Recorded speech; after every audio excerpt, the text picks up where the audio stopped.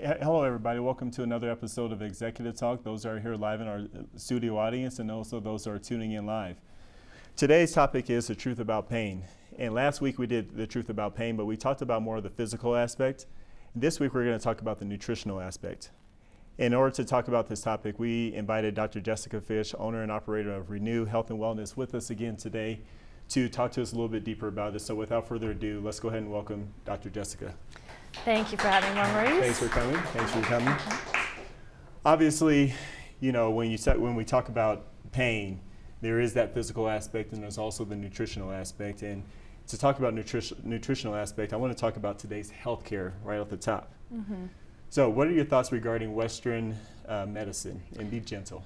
In the current American healthcare model is really more about sick care than it is about healthcare.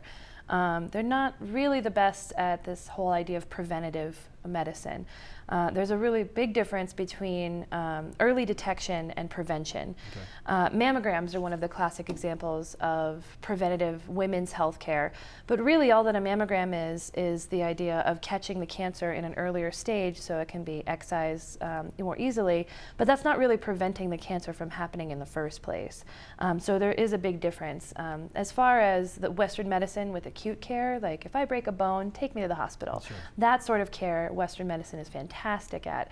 But for more of the chronic diseases, that's where they kind of lack and fail a little bit. But true preventative care really is kind of catching the illness before it happens. Okay. And insurance companies aren't really responsible for that. Insurance companies are more for the just in case model, so you have to get sick before they'll do something. So really this idea of preventative care is your own responsibility. You have to take responsibility for your own health. And with all of the information that we have on the internet, it's so confusing, but we do have the tools that we need to really control our own health. It's just an issue of being able to find them properly. We have to be really careful about doing our own research online because of all of these article ads that they have out nowadays, where it looks like an article, something unbiased, and then at the end it's trying to sell you a product. Right. So it's always really important whenever you're doing your own research online to look and see who is actually publishing the article, who is actually writing it, and to kind of keep that cautious eye out for that sort of thing. Gotcha. Okay. Mm-hmm. Now, you know, I'm sure everybody here in our studio audience has seen this at some point where they've seen the gluten-free, we've seen the sugar-free, we've seen organic, low-carb, fat-free, natural. Would that be true? Have you guys seen all that? Yeah. You know, in a lot of these stores nowadays we have Whole Foods, we have Sunflower, you know, and Vitamin Cottage, just to name a few that are trying to really hone in on this health care and the better eating. Mm-hmm. So is that really true though? It depends. So okay. You do have to be a little bit more cautious whenever you are just reading labels and taking things. Food as a whole is kind of a touchy subject. There's as much of an emotional component as there is a physical one. You know, we eat to celebrate things, we eat to mourn, we eat to comfort, but less often in this country we eat to nourish ourselves, and that's one of the big issues. And then with all of these buzzwords about what's healthy and what's not, it really does get complicated. No wonder there's this giant amount of confusion as to what is actually healthy for you. Most of these phrases, not all of them, but most of them are created as these buzzwords to kind of, from marketers to sell more food and to sell different types of food to people who are trying to be health conscious. But it does get really confusing when you try to figure out what it all means. Gluten-free, for example, is just one that I'll go into. You know, there's a certain health condition called Hashimoto's disease, where the body, it's an autoimmune disease, meaning that the body is attacking itself. In this particular disease, it's attacking your thyroid, which is a hormone gland that produces hormones that create the metabolism and keep your body temperature up and things like that. But when you eat gluten is actually protein-wise looks very similar to thyroid tissue. Okay. So when you eat it, you're actually encouraging your body to attack your own thyroid. Wow. So that's just one example of a disease where I would definitely recommend that my patient goes completely gluten-free and is really diligent about it. You know, but one of the great things that we have now are these documentaries on food.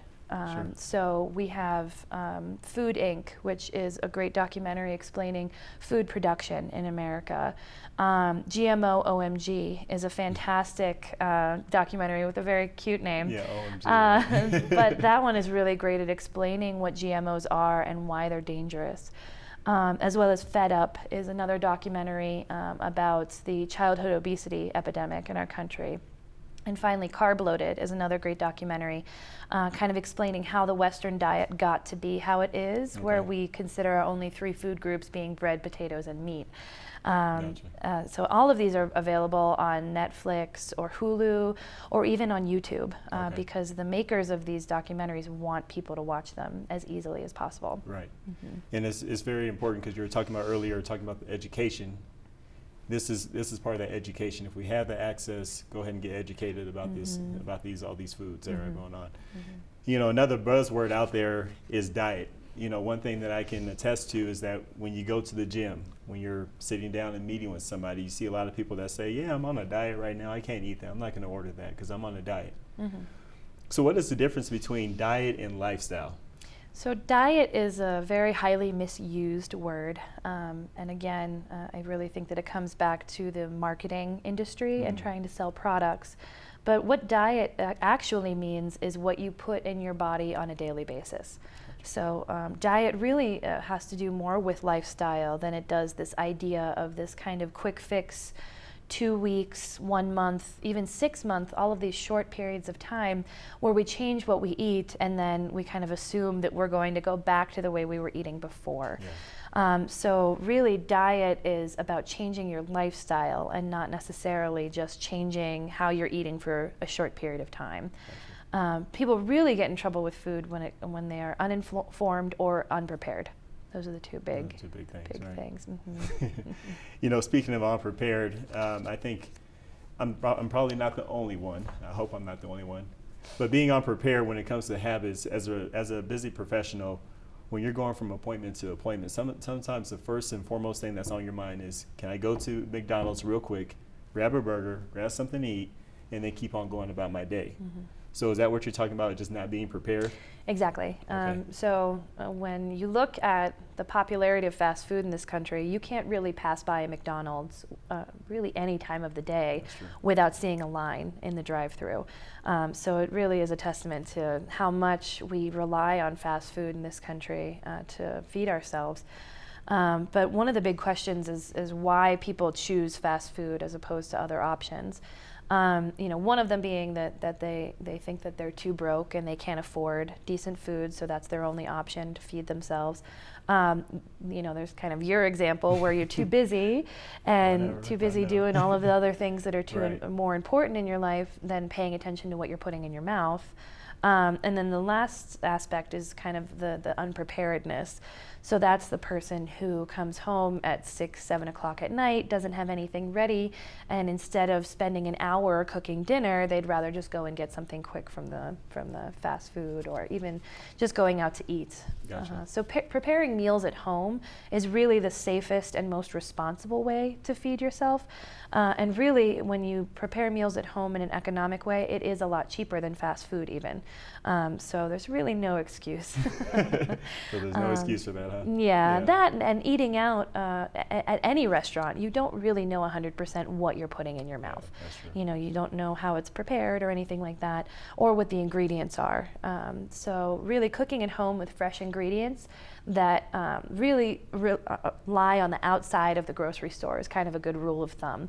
You know, if it needs to be refrigerated, then it doesn't have chemical preservatives in it, like any of the box food found in kind of in the middle aisles. So I tend to stay on the outside, to pay attention to what's going on in your mouth. Gotcha.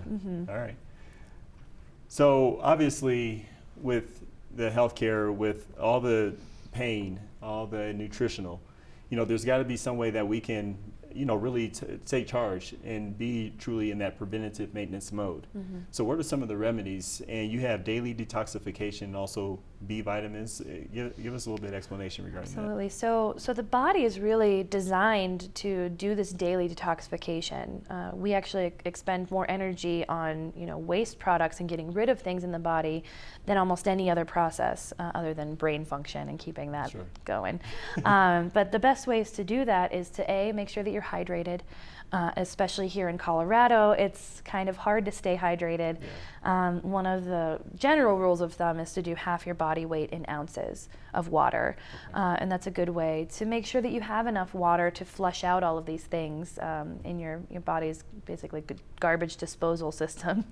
But also making sure that you have proper nutrition is really important. If you don't have the proper building blocks, all of these detoxification processes are not going to work. One example that I tell a lot of my patients is about heavy metal toxicity. Okay. So heavy metals, you're probably familiar with mercury and cadmium, lead, aluminum from deodorants and antiperspirants, things like that. At this point in the environment and how toxic it is, it's not really an issue of if you have a heavy metal toxicity, it's about how severe it is. Wow. So one of the things I recommend is a good mineral supplement. And how that works, one of the examples is zinc and cadmium. Okay. So zinc is an essential mineral that your body needs. And so say there's an enzyme that zinc has to attach to before the enzyme can go do its thing. If you don't have enough zinc in your system, cadmium looks very similar molecularly and will actually attach to that site and then shut down that enzyme. So as soon as the cadmium attaches, the enzyme can't work anymore. So if you have enough zinc in your system, then that will attach first and kind of prevent this cadmium from coming in, and then your body will eventually just flush the cadmium out. Yeah, because it's not attaching to anything. So making sure that you have a good mineral supplements and that you have all of these essential minerals that you need is a great way to help with this daily detox. And then in conjunction with that, the B vitamins that are also listed, B vitamins help support the liver. Okay. And the liver is basically the filter of the body. So taking B vitamins supports that process, especially with the environment being as toxic as it is. Most medications tend to clog up the liver and cause issues there also. So, it's really important to make sure you support your liver. And it's basically taking B vitamins is like changing the filter in your Brita water pitcher. Gotcha. Yeah. So we have this pretty photo over here and the ion cleanse. Mm-hmm. And so when we look at this photo, we have a before and after. Obviously the before is very clean water and the after is very dirty water. Mm-hmm. So explain to us what that process is and what's happening between the before and after. Mm-hmm. So the ion cleanse foot baths are something that I have in my office. We'll just, for simplicity's sake, I'll just kind of explain it this way. There's a couple different settings, but what we do is put the ionic plate in the water with your feet. And in this example, the plate is going to make the water very negatively charged. So the ions inside the water are very negatively charged. And then all of the positive ions inside the body will get drawn out through the pores of the feet, which are actually the largest in the body.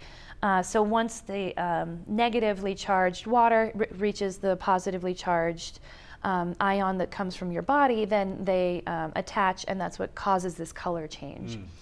And then you actually continue to detox for 24 to 48 hours after the ion cleanse. But it's another way to just support this daily detox and to get your body into a detoxification mode. Gotcha. So how long would you suggest for somebody to constantly do the ion cleanse? Is it like once a month and then you're good, or? So the ideal schedule, at least initially, is to do the ion cleanse foot baths about 2 times a week for about 6 weeks. So that would be like a full protocol, especially if you have a certain disease process going on that you're trying to make change with and that sort of thing.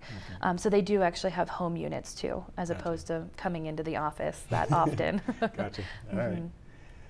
So what type of supplements should we take daily? Obviously here we have 90 essential nutrients. Is that many? Okay. So absolutely every person is different and we want to address that, but in the kind of general scheme there's 90 essential minerals, or essential nutrients, excuse Okay. me. There's 60 essential minerals, about 16 essential vitamins, including those B vitamins I was just talking about, Okay. 12 essential amino acids, which are protein peptides, Okay. and then 3 essential fatty acids. And the word essential basically means that your body doesn't produce this on its own, and you have to ingest it on a daily basis to have full health. Unfortunately, all the foods that we eat are not really created equal. They've done studies, particularly in the past 30 to 40 years, where the decline of nutrients in foods because of growing processes and things like that, where they'll take one tomato and another tomato from the exact same grocery store. One will have absolutely no vitamin C in it, and the other will have everything that you would expect in a tomato. Right. Yeah. And so supplementation is a good way to kind of fail safe and make sure that you're getting everything that you need on a daily basis. However, supplements are kind of in the same vein as foods, where they're not all created equal. They've done very similar studies where they'll look at 2 different supplements of the same type. One will have exactly what it says, and one will have nothing of what it says. So it's really, you get what you pay for, supplements and food. Okay. You know, and really the best way to guarantee that you know exactly what you're putting in your body is to utilize professional grade supplements. And those supplements, again, is something that you want to make sure that a healthcare provider helps you with. Because you can't really buy them on Amazon or in the store. You have to have a professional healthcare provider help you with them. Help you with that. So when you're giving the example regarding the tomatoes, is that something that you would find on the documentaries that you were suggesting earlier? Absolutely. Okay. All right. So I want to take a minute and go to the studio, go to our studio audience and see if they have any questions regarding this topic. And let's go ahead and start with Dan Gill. How you doing, Dan? Doing well, Maurice. How are you? I'm doing well, thank you, and welcome to Executive Talk. Thank you very much. What is your question for Dr. Jessica? Hi, Dr. Jessica. Hello. Earlier you mentioned GMOs, and I've seen a lot of stuff about GMOs, but I don't really understand what they are. Can you explain what GMOs are? Absolutely. So GMO stands for genetically modified organism. And since the Human Genome Project, kind of back in the late 90s, they've done a lot of research and started changing things inside plants' DNA. So they literally, go in and turn on or turn off certain genes and insert certain genes inside the plant's genome, and then it will alter how the plant actually expresses itself. So why they do this is to allow them to be able to spray pesticides on the crops to an alarming amount of pesticides, so that bugs will not even think about coming close to them. In my opinion, if the bugs don't eat it, I don't want to eat it either. I think they've been around a lot longer than we have, and they'll probably be around a lot longer than we are, so I think they know what they're doing. Again, I would definitely go to that GMO OMG documentary. It does a great job at explaining everything. And really kind of goes in depth with why GMO is not, I think, the best idea. Great, thank you. You're Gotcha. welcome. Thank you, Dan. And Myron, you have a question, sir? Yes, I do. Thank you. All right, thank you. Welcome to Executive Talk, and what is your question for Dr. Jessica? Thank you. Well, obviously, I haven't found it yet. So, what is the ideal diet? So in my opinion, I don't think any diet is specifically perfect for everybody. I think again, it's good to find a healthcare practitioner that can help you with that sort of issue. But in my opinion, I think one of the best diets out there is the paleo diet. The paleo diet stands for Paleolithic, and the idea behind it is that we want to try and emulate the way that our ancestors ate 10,000 years ago, which basically means good meats, fresh vegetables, nuts and seeds and fruits, and kind of shy away from the grains and the dairy and things like that have the potential to kind of aggravate people's systems more often than those, I guess, more basic food groups that we have. So I would tend to stick towards that diet as opposed to any other. Okay, thank you. Appreciate that. All right. Thank you. Thank you, gentlemen, for your questions. Appreciate you. So, with that being said, Jessica, you left us with quite a bit of information. What is your final thoughts regarding, just sum up both topics? We had the physical one last week, and we had the nutritional one this week. What What is your final thought for us? So I've said it once and I've said it a few times throughout this, but it is really important to find a healthcare practitioner that you know and you trust and you like. There's nothing worse than someone who comes into my office who's like, I saw this doctor and this doctor and this doctor and this, and all of them have different opinions. Sure. If you don't really stick with one person, you're going to be scattered and it's going to be confusing. So finding a good healthcare practitioner that can help you wade through some of this information so it's not completely on your shoulders, but also it is your responsibility ultimately to take care of your health. And when you do find a healthcare practitioner, particularly for the nutritional things, I would definitely suggest to find one that had some sort of evaluation process. Whether they do blood work to look at functional medicine or they do muscle testing like I do in my office. I do both of them in my office actually. Sure. But as long as they have some sort of evaluation where they can have a baseline of your body.